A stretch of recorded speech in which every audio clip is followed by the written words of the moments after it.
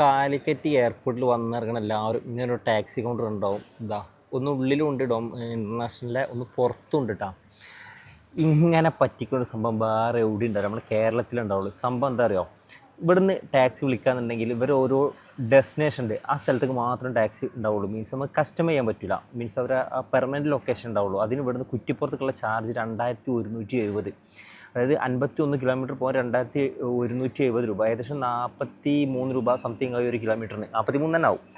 അവിടെ നമ്മൾ എക്സ്ട്രാ പോകണമെന്നുണ്ടെങ്കിൽ 36 രൂപ ഒരു കിലോമീറ്ററിന് കിട്ടാം. ഈ സെയിം സ്ഥാനത്ത് ഓൺലൈനിൽ ടാക്സി അവൈലബിൾ ആണ്. ഇൻഡ്രൈവ് എന്ന് പറഞ്ഞ ആപ്പ് ഉണ്ട്, അതിൽ ടാക്സി ബുക്ക് ചെയ്യുന്നുണ്ടെങ്കിൽ 1170 51 കിലോമീറ്റർ പോകാൻ. ഈ വ്യത്യാസം മനസ്സിലാക്കണം. ഈ സ്ഥാനത്താണെന്നുണ്ടെങ്കിൽ ഊബറില്ല, ഇവിടെ ഊബർ ബ്ലോക്ക് ചെയ്ത് വെച്ചു, ഊബറിന് സർവീസ് ഇല്ല എന്നുണ്ടെങ്കിൽ. ഇൻഡ്രൈവിൽ ഞാൻ കുറേ നോക്കി, സാധനം വരുന്നില്ല. ജസ്റ്റ് ഒരു അരമണിക്കൂർ ഞാൻ ആപ്പിൻ്റെ ഡീറ്റെയിൽസ് കാണിച്ചു തരാം. ഗൂഗിളിൽ സെർച്ച് ചെയ്താൽ എയർപോർട്ട് ടാക്സി പറഞ്ഞ സംഭവം അവിടെ കിട്ടും. അതിൽ കുഴപ്പമില്ലാത്ത 1650 പേയ്മെൻറ്റ് എനിക്ക് കാണിച്ചു തന്നത്. പക്ഷേ അതിപ്പോൾ അവൈലബിൾ അല്ല, കറൻറ്റ് ഒന്നും കിട്ടണില്ല. ഞാൻ ഏകദേശം 2 മണിക്കൂറോടെ പോസ്റ്റായി.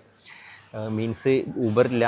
പിന്നെ ഒരു പ്രധാന എയർപോർട്ടിൻ്റെ അവസ്ഥയെ പറഞ്ഞിട്ടുണ്ടേ, എങ്ങനെ ഇവിടെയൊക്കെ നന്നാവും ഇങ്ങനെ പോക്ക് പോയാൽ ഒരു ഗതിയും പിടിക്കില്ല. കാരണം ഒരു കുത്തക പോലെ കൊണ്ടുനടക്കുന്ന സംഭവമാണ്. അതിന് പുറത്തായാലും ഇതായാലും ലഗേജ് ഉള്ളതുകൊണ്ടാണ്. ഇല്ലയെന്നുണ്ടെങ്കിൽ നമ്മൾ അല്ലി കൊല്ലി കിട്ടുന്ന വണ്ടി കയറിപ്പോവും. എന്തായാലും കുറച്ചുകൂടെ വെയിറ്റ് ചെയ്ത് നോക്കുക. ഇൻഡ്രൈവിൽ നിന്ന് ടാക്സി വരും നോക്കട്ടെ.